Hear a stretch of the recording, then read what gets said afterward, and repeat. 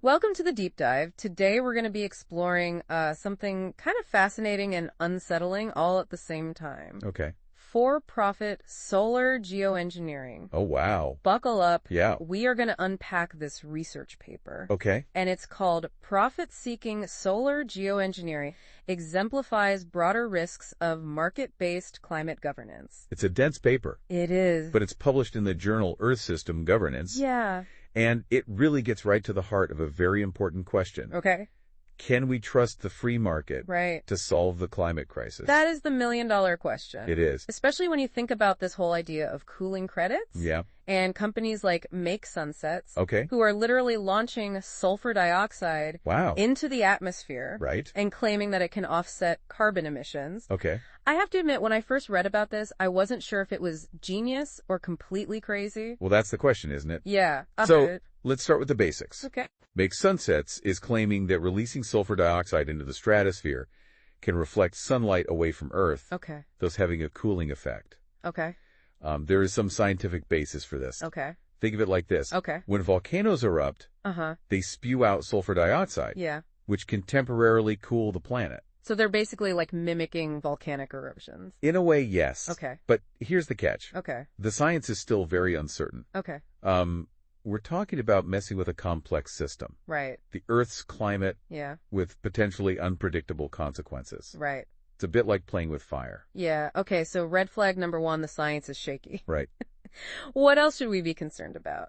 Well, one of the major concerns is the potential for unintended consequences. Yeah. We simply don't know enough about how large-scale solar geoengineering would impact things like regional weather patterns, Okay. precipitation, Right. or even the ozone layer. Right. And even if it did work as intended. Yeah. Wouldn't it just be a temporary fix? Exactly. I mean, we'd still be pumping out greenhouse gases. Only Right. now we'd have this sort of artificial sunshade. Yeah, and that's why a lot of people see this as a dangerous distraction from the real task at hand, which is reducing our greenhouse gas emissions. It's almost like we're being offered this quick and easy solution. Right. But it's a solution that could end up creating even more problems down the line. That's a really good way to put it. Yeah. And this brings us to another major issue. Okay.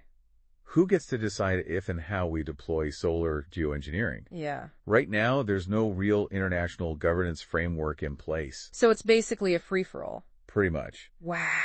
And that's incredibly worrying. Yeah. Especially when you consider that some of the biggest proponents of solar geoengineering Yeah. are Silicon Valley billionaires. Yeah, I've heard about this. People like Bill Gates and other tech moguls Right. pouring millions into solar geoengineering research. Right. And while their intentions might be good, Yeah. it raises serious concerns about the influence of private interests Yeah. on climate policy. So it just sounds like a recipe for disaster. Yep. Like a handful of wealthy individuals essentially deciding the fate of the planet. It's definitely a slippery slope, Yeah. and this is where the research paper we discussed Okay. gets really interesting. Okay. It argues that the current push for-profit solar geoengineering is just one example of a broader trend. Okay. The increasing reliance on market-based solutions Okay. to address climate change. Let's talk about that a little bit. Right. Market-based solutions like carbon offsets, I have to confess I'm a little fuzzy on how those actually work. Right. So carbon offsets are essentially a way for individuals or companies Okay. to compensate for their emissions by investing in projects Okay. that supposedly reduce emissions elsewhere. So, for example, if I fly across the country, Right. I can buy carbon offsets to, like, cancel out my emissions. That's the idea, but here's the problem. Okay. A lot of research has shown that many offset projects Yeah. are not actually delivering the promised emission reductions. So they're basically just buying their way out of guilt without actually addressing the problem. That's unfortunately the case. In many instances, there's a lack of transparency, weak standards, and often no guarantee that the offset project wouldn't have happened anyway. Right. So you have a system where companies and governments can claim to be carbon neutral Yeah. while continuing to emit greenhouse gases. That doesn't sound very effective or ethical for that matter. Exactly. Yeah. And the research paper argues that the same pitfalls that plague carbon offset markets Okay. could also undermine the potential of solar geoengineering. So these cooling credits Right. could end up being just another way for polluters to continue business as usual while claiming to be addressing climate change. That's a serious concern. Yeah. And it raises the question, are we repeating the mistakes of the past with these market-based approaches? That's a really good question. Yeah. It's interesting to say that because I was just reading about ocean fertilization earlier. Okay. And wasn't there a similar rush to commercialize that back in the 2000s? You're absolutely right. After the Kyoto Protocol was adopted, there was a surge of interest in ocean fertilization as a potential carbon offsetting scheme. Companies popped up promising to dump iron into the ocean to stimulate plankton growth, which would in theory absorb more carbon dioxide. Didn't that turn out to be a bit of a bust? It did. Yeah. The science was very uncertain. And there were significant concerns about the potential ecological impacts. Right. There was a lot of pushback from NGO scientists and governments.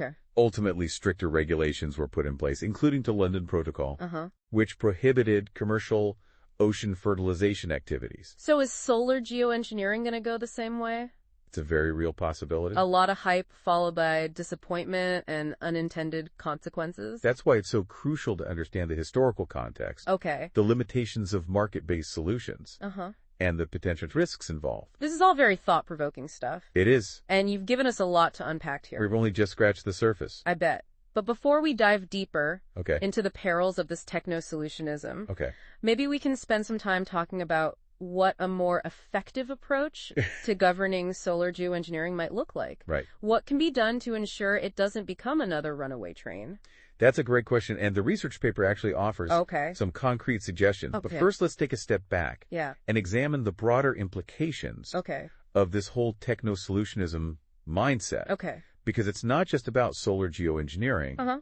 It's about how we approach complex global challenges like climate change. Okay, that sounds like a perfect topic for our next segment. It does. Okay, so you mentioned techno-solutionism. Right. For someone who maybe hasn't heard that term before, can you unpack what that means? Sure. Or why it's such a concern in the context of climate change? Well, think of it this way. Okay. Techno-solutionism is basically the belief that technology alone can solve all of our problems. Okay. Even complex societal ones like climate change. Okay. It's a seductive idea because it promises quick fixes and avoids the messy work of changing our behavior or challenging existing power structures. It's kind of like that saying, a hammer sees every problem as a nail. Right? Exactly. Yeah. And the problem is that when we approach climate change with a purely techno-solutionist mindset, we risk overlooking the root causes of the problem.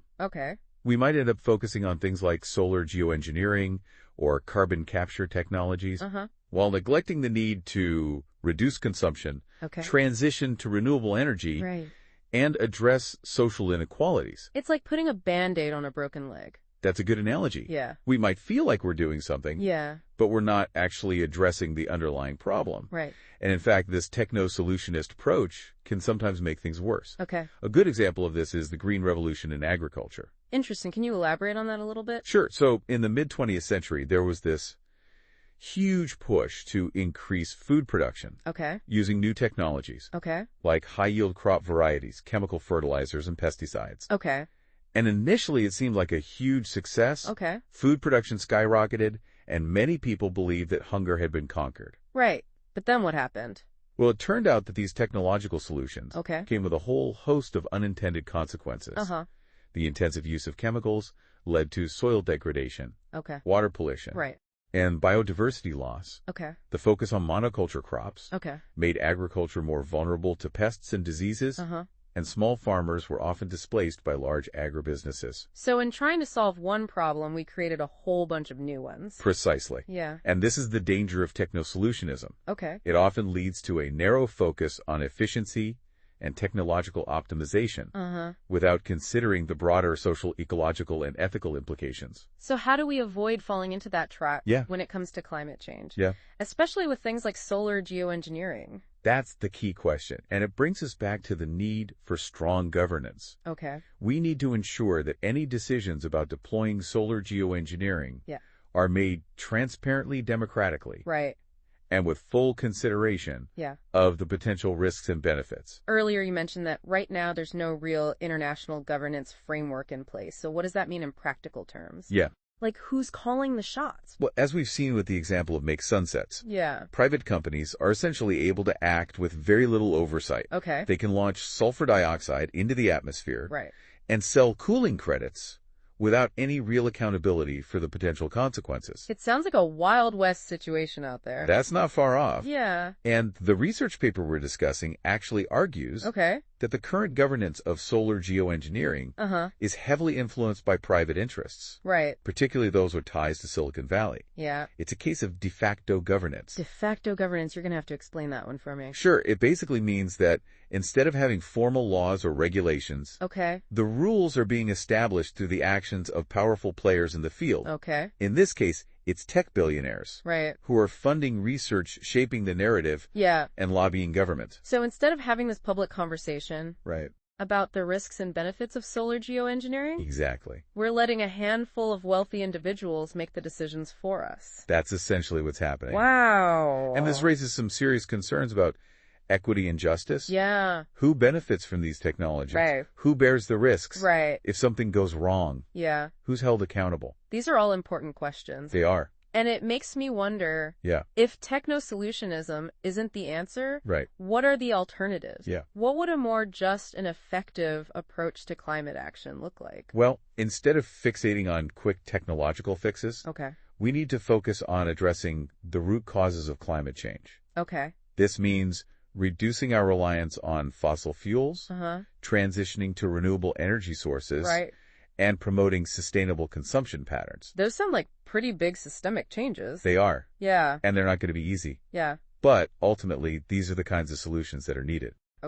To address the climate crisis in a meaningful way, we also need to move away from this idea that the market can solve everything. I think you're right. We can't just rely on companies to do the right thing. We need strong government regulation. Absolutely. And international cooperation. Absolutely. And that's where the research paper offers some really interesting suggestions. It argues that we can learn from past mistakes, like the failures of the carbon offset market, and apply those lessons to the governance of solar geoengineering. So what specific steps can we take? Well, for starters, the paper suggests restricting offsetting claims for cooling credits. Okay, so for someone like me who isn't a climate scientist, can you explain what climate forcing means? Of course. In simple terms? Think of it as the difference between the amount of sunlight absorbed by the Earth and the amount radiated back into space.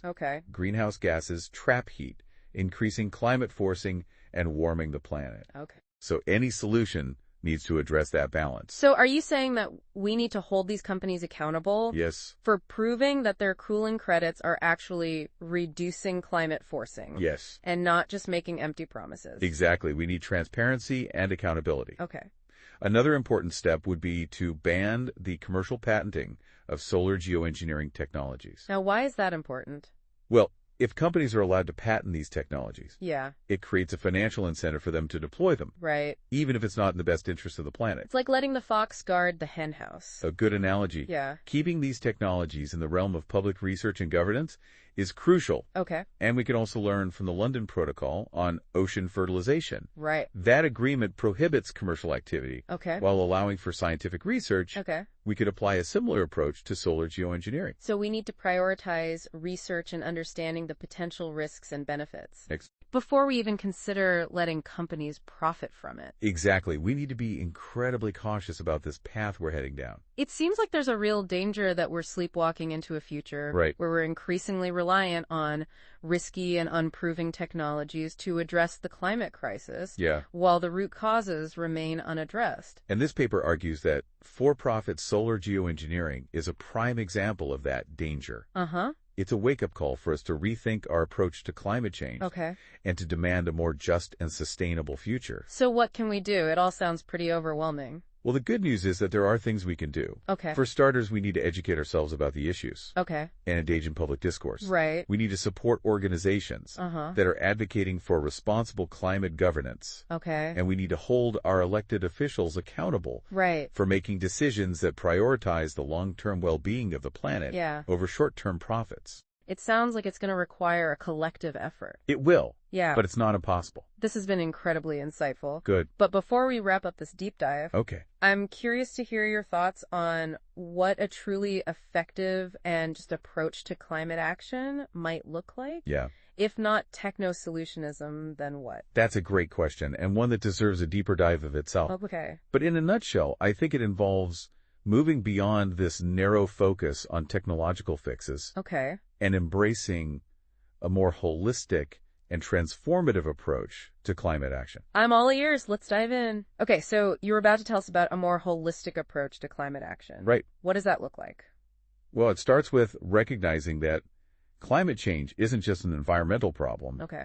It's a social, economic, and political problem. Okay. And the solutions need to be equally multifaceted. Yeah. We can't just rely on technology to save us. Right. We need to change our behavior, our economic systems, and our political priorities. So it's not just about inventing new gadgets. Exactly. It's about transforming our relationship with the planet and with each other. Okay. It's about creating a more just and sustainable society where everyone has access to clean energy, healthy food, and a safe and dignified life.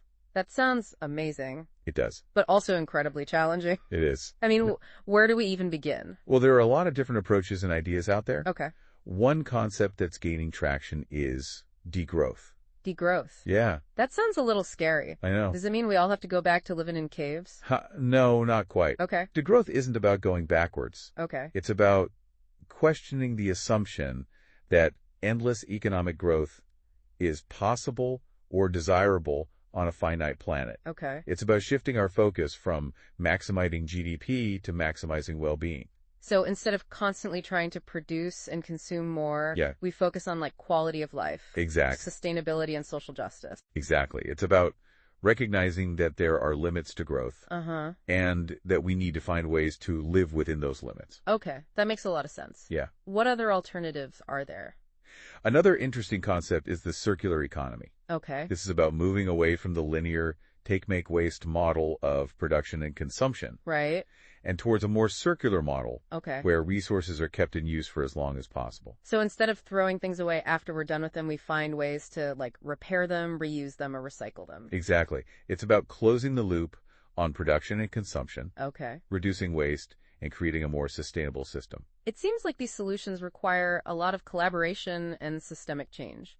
They do, and that's why it's so important to empower communities. Okay. And to give people a voice in shaping the solutions, we need to move away from top-down technocratic approaches and towards more participatory and democratic forms of governance. So instead of letting a handful of billionaires decide the fate of the planet, we need to create a system where everyone has a say. Exactly. We need to democratize climate governance and ensure that the solutions are just and equitable for all. This has been a really eye-opening conversation. It seems like the key takeaway here is that we need to move beyond this narrow focus on techno-fixes and embrace a more holistic and transformative approach to climate action. Couldn't have said it better myself. Yeah. We need to remember that climate change is a symptom of a deeper crisis. A crisis of our relationship with the planet and with each other. And the solutions need to address that deeper crisis. So as we wrap up this deep dive, what's like the one message you hope listeners will take away? The rise of for-profit solar geoengineering is a warning sign. It's a reminder that we can't rely on market forces or technological quick fixes to solve the climate crisis. We need to be wary of techno-solutionism and demand a more just and sustainable future. It's a challenging path ahead. It is. But it's one that we must take. We must. Thanks for joining us on this deep dive. It was my pleasure. And remember, keep those questions coming.